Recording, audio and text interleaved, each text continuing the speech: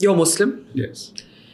Let's first talk about how you grew up, what religion meant to you, how much of a part of your life it was. I think a lot of people don't know about your Pune years, Yes. right? Let's talk a little bit about that. Then we'll come to the politics. Well, I come from a family which is basically Shia Aga Khanis. Yeah. And the Shia Aga Khani, Shias and Sunnis are different sects in Islam. Of course.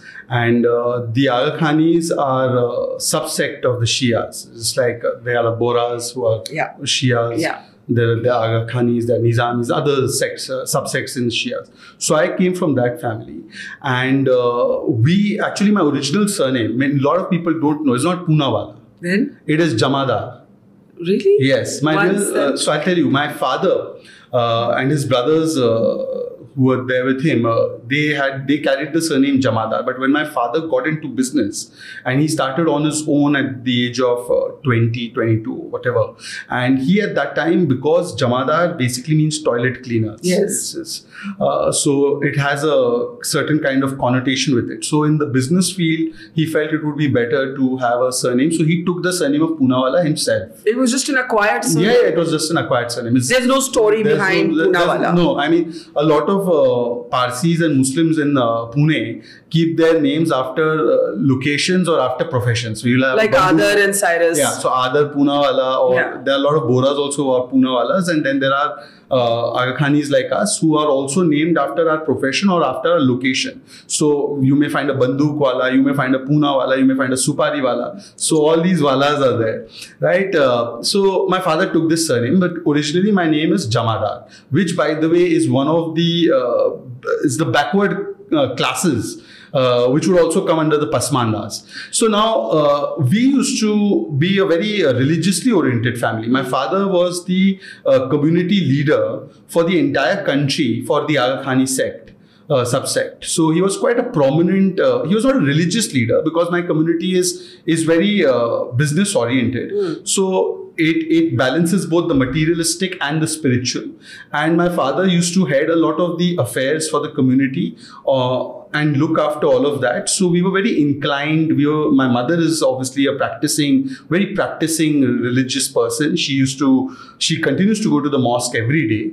And when I was young too, I used to go to the mosque every single day. Every day. Not 5 times a day, but every day. Yeah, we don't have do the namaz 5 times. No, we don't do it 5 times a day. But the mosque that we have to go and pray in, we used to go in the evening. So at that time, every day we would go to the mosque. We would have religious classes as well. So that was in the mosque. And basically we grew up, both my brother and me used to go to the mosque almost every day. Fridays were special days, obviously. But we used to go every day. So being a Muslim or my faith is an important part of what has shaped me. But that is not my only identity, because while that may be a matter of choice, actually it's a matter of chance. I was born in a Muslim family. I was born to Muslim parents. But the culture that we have, or my entire community, if you see their cultural practices and their tendencies, there is nothing different from the average Indian practices or average Indian tendencies. And therefore I identify myself as Muslim by faith, but Indian by culture. So that is what we must realize, that our cultural lineages and our cultural combinations are much more stronger. And therefore I identify more with my Hindu friend here in India, but I don't identify with somebody in the United Arab Emirates or Saudi. Obviously. And therefore what we need to say is that we are Indian Muslims, and Indian Muslims are a different category of Muslims compared to all the Muslims across the world, because Indian Muslims actually have given a wonderful example of how they can be assimilated and how they can assimilate into a society and become one. What does religion mean to you today? You as a child, you said that you went to the mosque every day. But then, we all grow up. We have our own relationships with our faith, or we don't. Yeah. What does religion mean to you today? Religion should be, and I believe is an extremely personal matter. And religion should not interfere with the manner in which you behave in a civilized constitutional manner. You cannot have the the leeway to say that because my religion says this, I will not follow the constitution or I will not follow the law. That part of argument can't be made.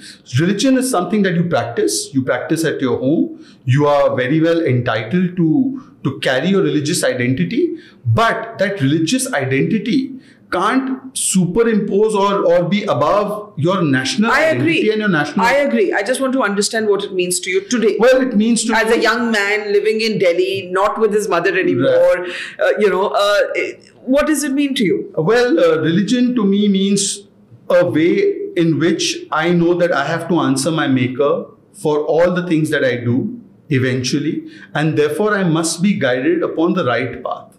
And that religion for me, now, some people need to go to the mosque and pray every day. Yeah. Some people go to the mandir and pray every day.